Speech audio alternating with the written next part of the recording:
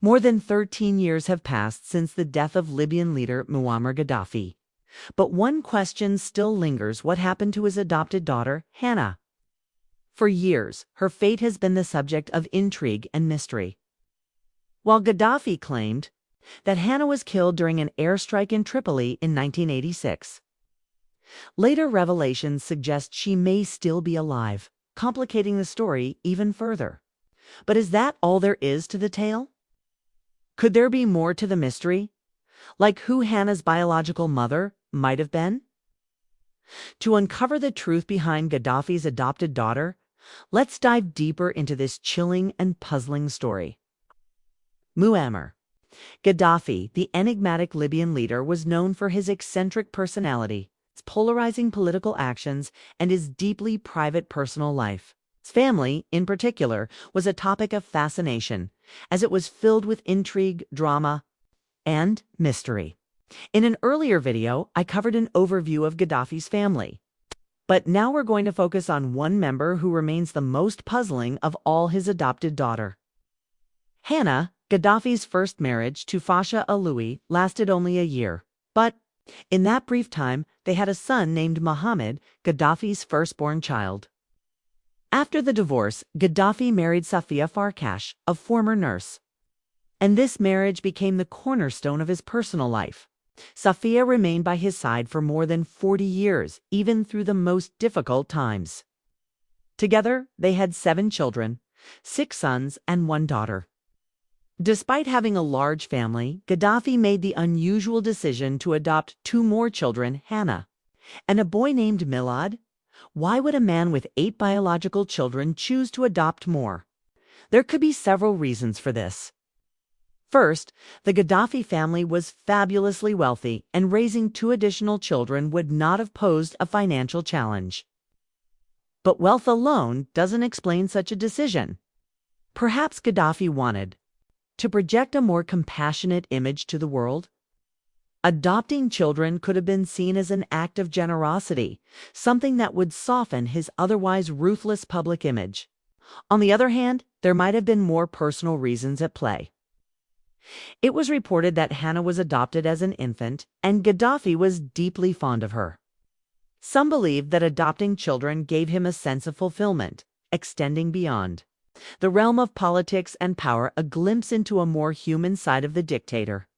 Moreover, adoption could have helped reinforce loyalty within his household. Milad, for instance, was rumored to be the son of a close associate or ally. And by adopting him, Gaddafi could have secured deeper bonds of loyalty, ensuring that Milad would grow up indebted to the family. Gaddafi's family was always surrounded by secrecy, and one of the most puzzling figures in this web of intrigue was Hannah Gaddafi herself. Interestingly, Gaddafi never publicly acknowledged Hannah's existence until a tragic and politically charged event thrust her into the spotlight. In 1986, during a series of U.S. airstrikes ordered by President Ronald Reagan, Gaddafi shocked the world by claiming that his 4-year-old daughter, Hannah, had been killed in the attack. He made this devastating announcement to the international community, presenting it as evidence of Western aggression against innocent civilians. To emphasize his grief, Gaddafi even showed the body of a young girl to an American journalist, claiming it was Hannah. He went so far as to build a shrine in her memory within his heavily fortified compound in Tripoli. This shrine became a symbolic reminder of his alleged personal loss, and a testament to what he portrayed as the cruelty of the West. But this revelation raised more questions than it answered. Prior to the bombing, Gaddafi had never publicly mentioned Hannah. There were no records of her in official Libyan documents, nor was she ever seen with his other children in public appearances. This led to widespread speculation: was Hannah's death a tragic reality or a calculated fabrication? Some believe that Gaddafi had invented the story of Hannah's death, or even her existence, to gain international sympathy and stoke anti-Western sentiment among his supporters. For years, the story of Hannah's death endured as a cornerstone of Gaddafi's propaganda. Her name became a symbol of victimhood under Western aggression. On the 20th anniversary of the bombing that allegedly claimed her life, Gaddafi organized the Hana Festival of Freedom and Peace to honor her memory. Yet, as time passed, more bits of evidence surfaced that challenged the official narrative. In a series of home videos from the late 1980s, the Gaddafi family is seen enjoying a camping trip just outside Tripoli. Among the scenes of laughter and play, one striking moment stands out. Muammar Gaddafi interacts tenderly with a young girl identified as Hannah in the footage. She is seen kicking a football and being embraced by her father, offering a glimpse into the more private side of the controversial leader. The video was recorded by Muhammad Ali, one of Gaddafi's 3 official cameramen at the time. Ali worked closely with the family for 9 years, capturing both public appearances and intimate family moments. In this particular clip, Gaddafi is heard speaking directly to the child, repeatedly asking her, "How are you?" and affectionately referring to her as the little heroine Hannah. What makes this footage intriguing is its timing.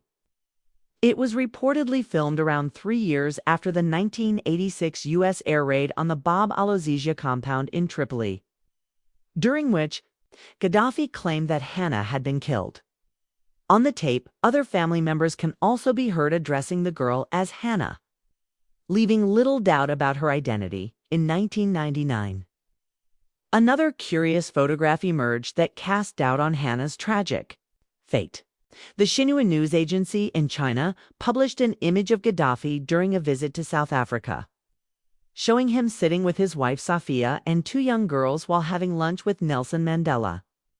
The caption identified the girls as Gaddafi's daughters Aisha and Hannah. But if Hannah had supposedly died in 1986, how could she appear in a photo 13 years later? The caption could have been a mistake, but it sparked further speculation about the mystery surrounding Hannah's fate. In 2011, as the Libyan revolution gained momentum, the German newspaper Welt am Sonntag published a document from a Swiss bank listing 23 members of Gaddafi's family. Among the names was Hannah Gaddafi, and the document suggested her birth date was November 11, 1985, if accurate. This would mean she was just 6 months old during the 1986 U.S. bombing campaign, not 4 years old as previously claimed. This inconsistency further muddied the waters. But that wasn't the only revelation. Dental records from the Libyan embassy in London suggested yet another twist. In August 2011, the Daily Telegraph reported that an English dentist had been flown to Tripoli years earlier to treat a patient named Hannah Gaddafi. This prompted questions about whether there might have been 2 different Hannahs. The dentist later told British authorities it's possible. Perhaps there could be a second Hannah Gaddafi. These conflicting pieces of evidence left many wondering about the truth.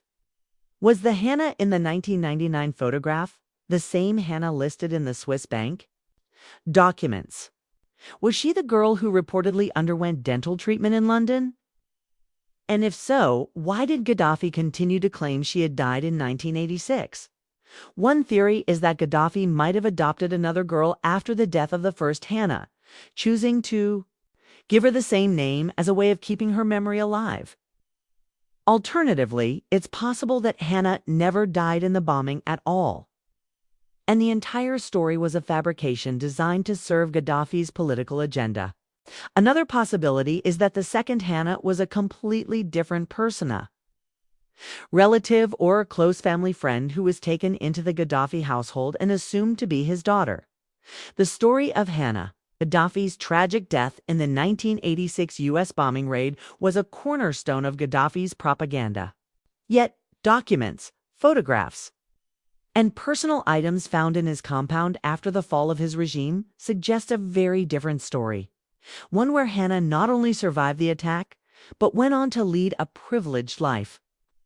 The true story of Hannah Gaddafi remains shrouded in mystery, with pieces of the puzzle continuing to surface, each one adding to the confusion and intrigue.